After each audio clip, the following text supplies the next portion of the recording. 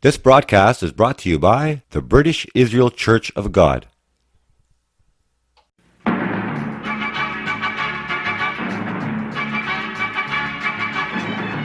The Watchman program.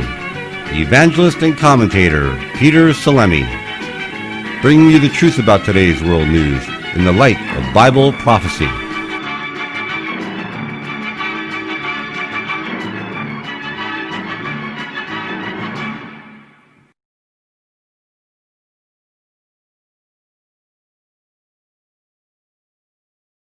Hi, this is Peter Salemi. You know, I have a friend of mine that owns a flower shop, and he says that one of the busiest days of the year that he has is Valentine's Day. He says a lot of men, mostly men, line up in his shop, and it goes on all day long. They line up in his shop to buy, and they want to buy flowers for their wives or their girlfriends because it is February 14th, and it's Valentine's Day. They buy cards. A lot of men take their wives or girlfriends out to dinner, and so on, and give their wives and girlfriends gifts because, of course, it's Valentine's Day. Now, has anyone ever stopped to think where Valentine's Day came from?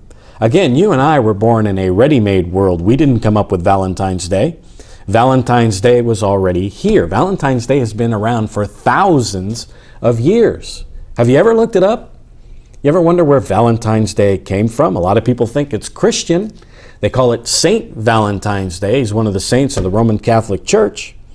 So they think it's Christian, but when you look into it, a lot of these customs did not come from the Bible. These customs actually came from paganism, and of course it's been wrapped up and dressed up and became part of the Christian religion, the Christian church, but in reality, it's got nothing to do with Jesus Christ of Nazareth.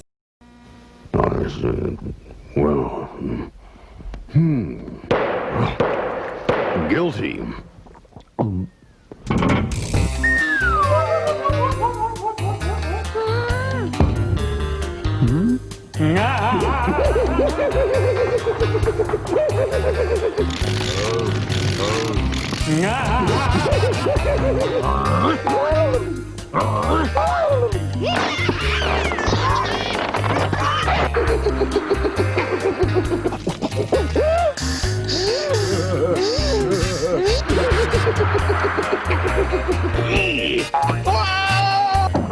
Download your free booklet, Is There Really a Hellfire? At britishisrael.ca, or call or text for a free hard copy at 905-447-4415 or 416-898-7407. Did you know that the ancient pagan Romans celebrated a festival on February 15th? We actually started on February 14th, the night of the 14th into the 15th. They celebrated a festival in honor of the god Lupercus. And Lupercus was a mighty hunter of wolves. Now, during this festival, connected with this festival, was an ancient pagan practice of what they call today going steady. Teenagers were going steady with their, men and women would get together and they would start to go steady, which of course led into fornication. And the Encyclopedia Britannica says that this custom of going steady is merely a rebirth of an old custom handed down from the Roman festival of the Lupercalia, celebrated in the month of February when names of young women were put into a box and drawn out by men as chance directed. This is under the article of St. Valentine's Day. This festival of Lupercalia had to do with love, had to do with hero worship, and this god was a mighty hunter.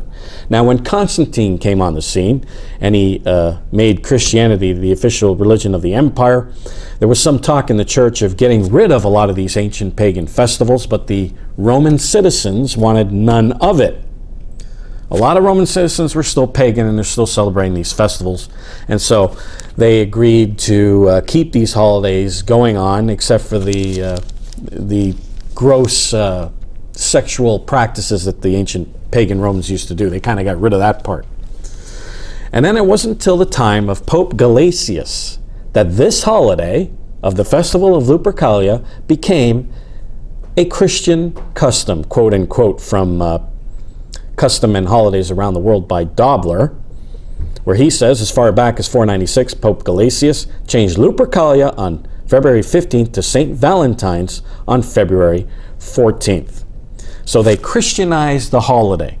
They took a pagan holiday and put a Christian label on it, and it became a Christian festival when it's got nothing to do with Jesus Christ, but it's got everything to do with paganism.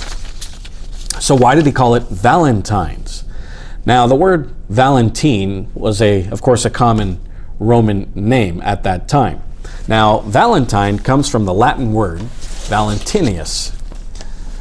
And this is a proper name, and it was derived from the word valens, meaning to be strong. This is from Webster's Unabridged Dictionary. It literally means to be strong, powerful, mighty. And of course, Lupercus was a strong, powerful, mighty hunter.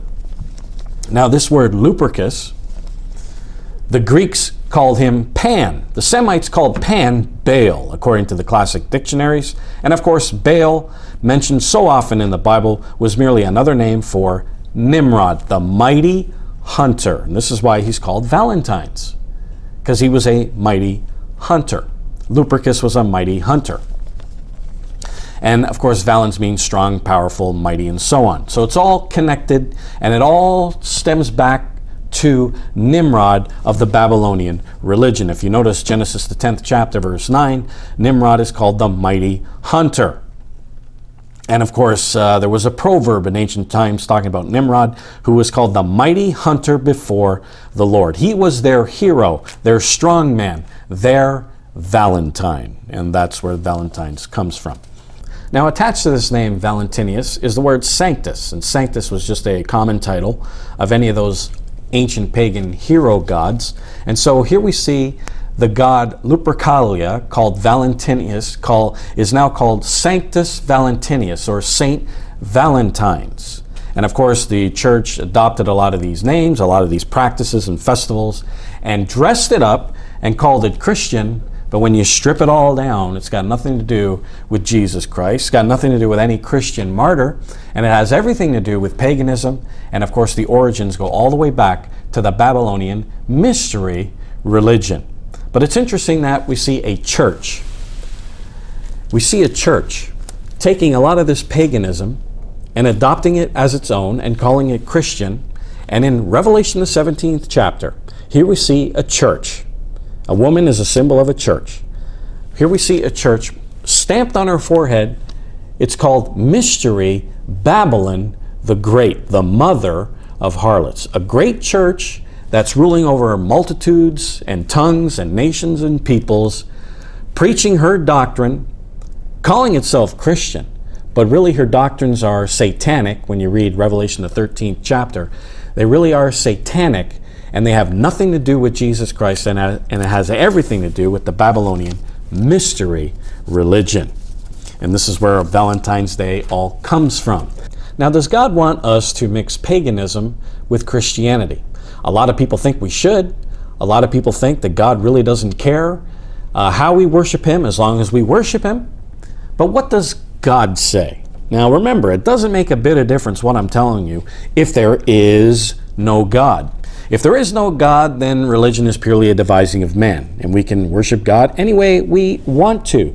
But if there is a God, and there is, and if He thunders out, Jeremiah 10 verse 2, learn not the way of the heathen, the customs of the people are vain, verse 3, well, then it matters a great deal, doesn't it?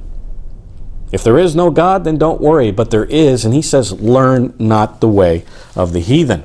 And if you're God, I think you should have a say on how you should be worshipped, don't you?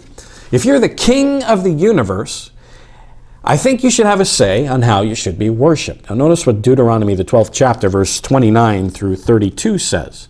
God says this, when the eternal your God shall cut off the nations from before you, whether you go to possess them and you succeed them and you dwell in their land. Here is Israel moving in to dispossess a lot of these pagan heathens, and of course they had their customs and their religions.